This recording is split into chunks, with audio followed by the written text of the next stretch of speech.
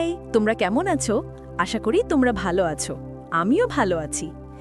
সৌদির 52 ডিগ্রি ভাঙা গরম, সূর্যের রাজ্যে তাপমাত্রার লড়াই। সৌদি আরব। সৌদি আরব একটি দেশ যেখানে সূর্য শুধু আলো দেয় না, ক্ষমতাও দেখায়। এখানে বাতাসও গরম, ছায়াও গরম, এমনকি রাতও। এটাই পৃথিবীর সেই অংশ যেখানে তাপমাত্রা মানুষের জীবন, ইতিহাস, অর্থনীতি সব কিছু গড়ে দেয়। আজ আমরা প্রবেশ করছি সৌদি আরবিয়া, সূর্যের রাজ্যে। টেম্পারেচার শুধু একটি সংখ্যা নয়, এটি সৌদি আরবের বাস্তবতা। এই দেশটি মূলত মরুভূমি প্রধান, যেখানে পৃথিবীর অন্যতম উষ্ণ অঞ্চলগুলো অবস্থান করে। গ্রীষ্মে সাধারণ তাপমাত্রা ৪৫ ডিগ্রি সেন্টিগ্রেড থেকে ৫০ ডিগ্রি সেন্টিগ্রেড পর্যন্ত পৌঁছে যায়, কিন্তু কিছু এলাকায় তা সব রেকর্ডও ভেঙে ফেলে, যেখানে পারদ ৫২ ডিগ্রির থেকেও উপরে উঠে গেছে। সৌদি আরবের বৃহৎ অংশ জুড়ে বিস্তৃত রুব আল খাল মরুভূমি, যেখানে দিনের বেলা বালির তাপমাত্রা ৭০ ডিগ্রির উপরে উঠতেও দেখা যায়। এই দেশটি ক্যান্সার ট্রপিকের কাছাকাছি অবস্থান করায়। সূর্য এখানে বছরের অধিকাংশ সময় সরাসরি তাপ বিকিরণ করে, ফলে তাপমাত্রা হয়ে ওঠে প্রাকৃতিক জীবন ব্যবস্থার সবচেয়ে বড় নিয়ামক। চলো এবার নজর দিই কিছু শহরের দিকে, যারা প্রতিদিন তাপের সাথে যুদ্ধ করে। রিয়াদ গ্রীষ্মে ৫০ ডিগ্রি অবধি ওঠে। জেদ্দা আর্দ্রতার জন্য গরম আরও অসহনীয়। মক্কা হজ মৌসুমে তাপমাত্রা বড় চ্যালেঞ্জ। মদিনা দিন ৪৮ ডিগ্রি প্লাস, রাতও গরম থাকে। দামাম উপসাগরীয় আর্দ্রতায় তাপ বেশি অনুভূত হয়। এখানে গরম শুধু উচ্চ নয়, এটি অনুভূত হয় ভয়ঙ্করভাবে। যখন গরমের সাথে আর্দ্রতা মিশে যায়, শুধু থার্মোমিটারের তাপ নয়, মানুষ তার চেয়েও বেশি অনুভব করে। এটাকে বলা হয় হিট ইন্ডেক্স। উদাহরণ, জেদ্দায় ৪০ ডিগ্রি দেখালেও আর্দ্রতার কারণে মানুষ ৫০ ডিগ্রি প্লাস অনুভব করে। দেহ থেকে ঘাম শুকাতে পারে না, শরীর ঠান্ডা হতে পারে না, ফলে জীবন হয়ে ওঠে পরীক্ষার মঞ্চ। সৌদির মানুষ গরমের সাথে মানিয়ে নিতে শিখেছে। দিনের কাজ শুরু হয় খুব সকালে, দুপুরে রাস্তা থাকে প্রায় ফাঁকা, আর রাত জেগে উঠে জীবনের আর এক অধ্যায়।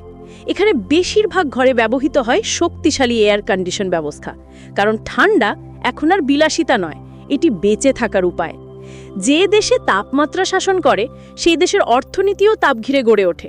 বিদ্যুৎ ব্যবহারের একটি বড় অংশই ব্যয় হয় কুলিং সিস্টেমে। মানুষ, ব্যবসা, শিল্প, পর্যটন সবই নির্ভর শীতল প্রযুক্তির উপর। তাই সৌদি বিনিয়োগ করছে সোলার পাওয়ার ও এনার্জি এফিশিয়েন্ট কুলিং সিস্টেমে। সূর্য তাদের শত্রু নয়, সূর্যই এখন শক্তির উৎস। প্রতি বছর লাখো মানুষ ধাবিত হয় মক্কায় হজ পালনে, কিন্তু যখন তাপমাত্রা ৪৯ ডিগ্রি প্লাস, সূর্যের নিচে দাঁড়িয়ে থাকা নিজেই এক পরীক্ষা। তাপ নিয়ন্ত্রণে সরকার নেয় বিশাল প্রস্তুতি। ছায়া ছাউনি, কুলিং ফ্যান, পানি বিতরণ, রাস্তা শীতলীকরণ এবং হিট স্ট্রোক মেডিকেল ইউনিট। বিশ্বাসের সাথে এখানে যুক্ত হয় তাপমাত্রার বাস্তবতার লড়াই। এত তাপে মানুষের জন্য সবচেয়ে বড় স্বাস্থ্য ঝুঁকি হলো হিট স্ট্রোক। শরীর তাপ নিয়ন্ত্রণ হারিয়ে ফেলে, মস্তিষ্ক ও অঙ্গ প্রত্যঙ্গ ক্ষতিগ্রস্ত হতে পারে, এমনকি মৃত্যু পর্যন্ত ঘটাতে সক্ষম। তাই সতর্কতা এখানে জীবন রক্ষার ঢাল। বারবার পানি পান, সূর্যের থেকে দূরে থাকা এবং শরীর ঠান্ডা রাখতে সচেতন কুলিং ব্যবস্থা। শীতকালে যদিও তাপমাত্রা ৮ ডিগ্রি থেকে ২০ ডিগ্রি পর্যন্ত নেমে আসে, তবুও কিছু মরু এলাকায় রাত শীতল হলেও দিন থাকে আরামদায়ক ২৪ ডিগ্রির মতো। এই দুই বিপরীত আবহের মিশ্রণে সৌদি এক বৈচিত্র্যময় তাপমাত্রার দেশ। গ্লোবাল ওয়ার্মিং ও মরুর আরও উষ্ণ হয়ে ওঠা ভবিষ্যতে বড় চ্যালেঞ্জ হবে। তাই তারা তৈরি করছে স্মার্ট সিটি, সোলার এনার্জি এবং ইকো ফ্রেন্ডলি শীতল সমাধান। যে দেশকে সূর্য শাসন করেছে শত বছর, এখন সেই দেশ সূর্যকেই কাজে লাগিয়ে টিকে থাকার প্রযুক্তি বানাচ্ছে। একটি দেশ যেখানে তাপমাত্রা শুধু আবহাওয়া নয়, এটি জীবন দর্শন। এটি লড়াই, মানিয়ে নেওয়া আর নতুনভাবে উঠে দাঁড়ানোর গল্প। এটাই কিংডম অফ সৌদি আরবিয়া, সূর্যের রাজ্য, যেখানে জীবন প্রতিদিন পরীক্ষা দেয় আর মানুষ প্রতিদিন জয়ী হয়। গল্পটা কেমন লাগলো? আশা করি অনেক ভালো লেগেছে। Thanks for watching.